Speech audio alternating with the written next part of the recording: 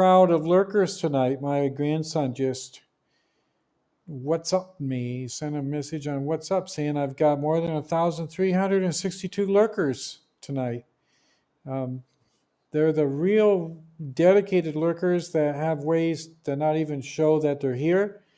You won't see any sign of their presence, but they're out there. My grandson knows that they're there, and he informs me about their numbers. They usually show up in the last 5 seconds or so, just before I play, because they're doing some Facebook action, they're doing some Twitter, some tweets. They love to look at some Google News, and it's only right at the very end that you'll see any indication of them. And even then, they're mainly hackers. They're the same kind of hackers that I think they were, maybe they're paid by the same kind of malevolent people who are trying to control the world and destroy democracies. I don't know. So, by destroying our faith in them. So let's go ahead and play this game. I'm going to go over to Lichess, and I'm going to click on play. If you're not familiar with Lichess, you just click right here, create a game. And if you play the black king, you get black. If you play the white king, you get white. If you play this big thing in the middle, it goes around and around, and where she stops, nobody knows. And hopefully we'll get white, but we don't. I always like to play white, but black is okay. They're both fun, right? Now, with this game, you can just, he's playing fast too. I always try to win a little bit on the clock. We're not getting a lot of time on the clock here, but normally you put some pressure against him and he'll trade off right there, which is good. And we're going to get a pretty good pawn structure out of this. And not only that, but we can win that pawn. We can do pretty good here.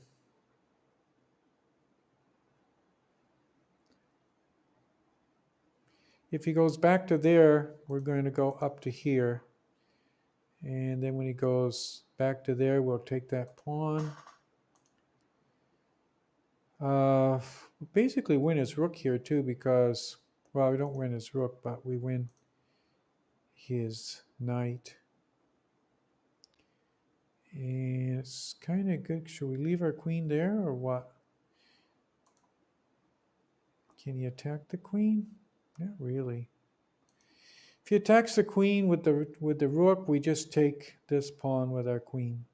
I calculated that before I did anything. I brought this bishop out here to prevent him from castling. Okay.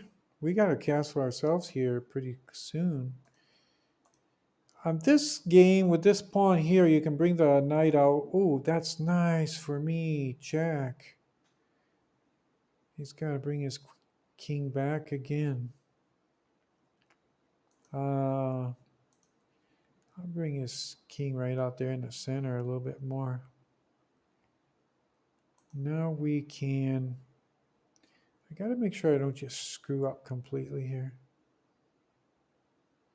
I think the best thing to do right now is to castle. He's going to threaten to do some stuff on that side.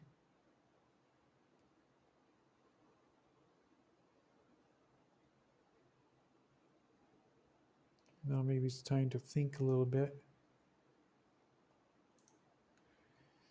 We gotta get that queen out there.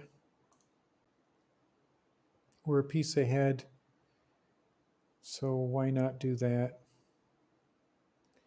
I'm gonna castle. I mean, those pawns are coming up. I'm not too afraid of them. I think the best thing to do is to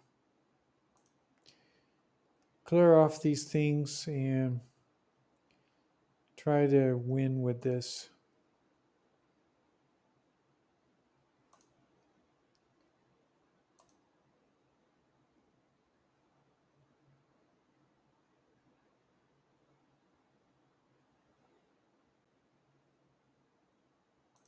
Okay, I calculated that. This is not going to be lucky. You'll see what's going to happen.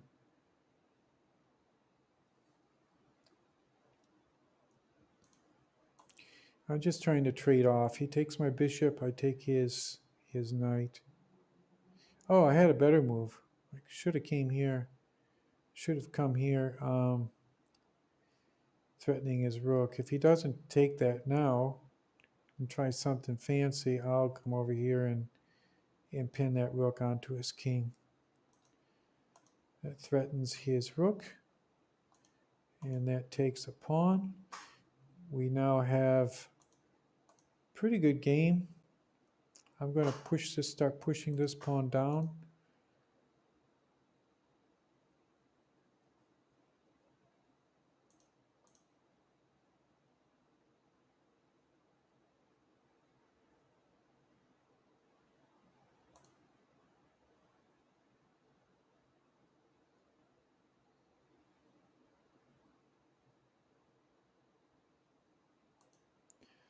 Don't really know what I'm doing here. I might lose that pawn. But if I do,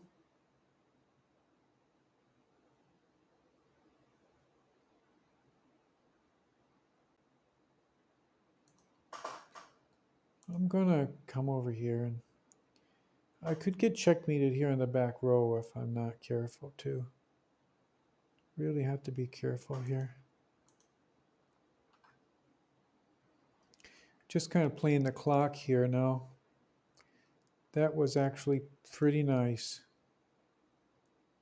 because it protected that pawn over there. Just got to make sure that I don't get checkmated on the back rank. No, I won't. Got an extra piece. We got 3 extra pawns. You know, a lot of people would resign at this point, but I can understand what he's doing. He wants to see if I screw up, and that's possible. Although what I just did there it made it very unlikely that I was going to screw up. That was a good game. Okay, so let's do the post-mortem. That was fun. I'm, glad to play in before such a large crowd, and it's even funner when you win. I got rained on today on the way home, and I work 2 construction shifts, and I come home and I'm dedicated to doing the lead chess too, because I know I have kind of responsibility to crank these things out every day, at least 1 game. Okay, so look, on this lead chess analysis, you can see it was a very good opening because white never went up higher. White always has like a little bit of an advantage in most of these black openings. But in this situation here, he got very, very little advantage, and then we did very, very well. So let's take a look at how that went, move by move. That's interesting. Interesting game. Okay, so click here to go back to the beginning, and I will go move by move. Okay, that's the Caro-Kann, it's called. Oh, my mouse clicked twice there. Okay, this is the Caro-Kann. Go back to the beginning. Okay, so he moved that pawn. This is called the prop pawn because we're propping to go up here. He gets the strong center. We challenge it. He moves that pawn up. This is actually the book move, and in the next game I'm going to do that. A lot of times I forget to do that, and you still get a pretty good game, but it's better to get that bishop out because the next move is going to be this pawn to here, and that bishop is going to be much more useful over here on the king side. So next time we'll do that. But you'll notice too, over here on the analysis, we lost minimal. So according to the chess engine, this is also completely valid what we're doing. Now that's an interesting move, and that's a good move because this knight is kind of hard to develop. If you move him here, you momentarily block your bishop. And if you bring him here, it's a good place to sit him, because if he advances this pawn, you just take him. And if he doesn't advance this pawn, he's not attacked by the bishop.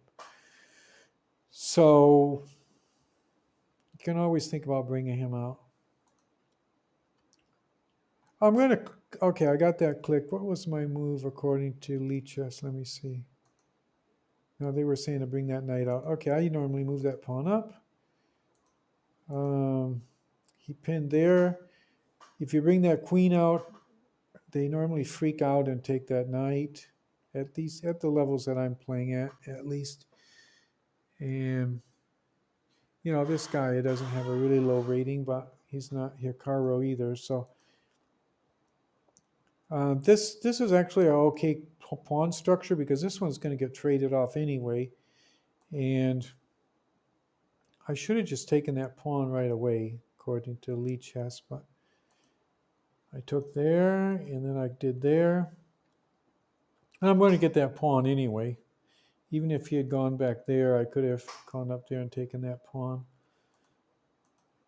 And then I take there. I'm already seven ahead. Oh, and that was interesting. They're saying to do the same thing to keep him from castling. Okay, so that's basically the post-mortem. From here on out, they're saying, you know, if he moved back over there, the queen was prepared to come here to protect this bishop. We had a lot of resources in that game. So I hope you enjoyed the game, and we'll see you around next time. Never forget, follow this channel. You're watching the video, just go ahead and click right there. I need more followers. Follow me. I'm on every night the same time, 8 o'clock. I don't know what time it is in your zone. It's 8 o'clock my time. Okay, see you later. Bye-bye.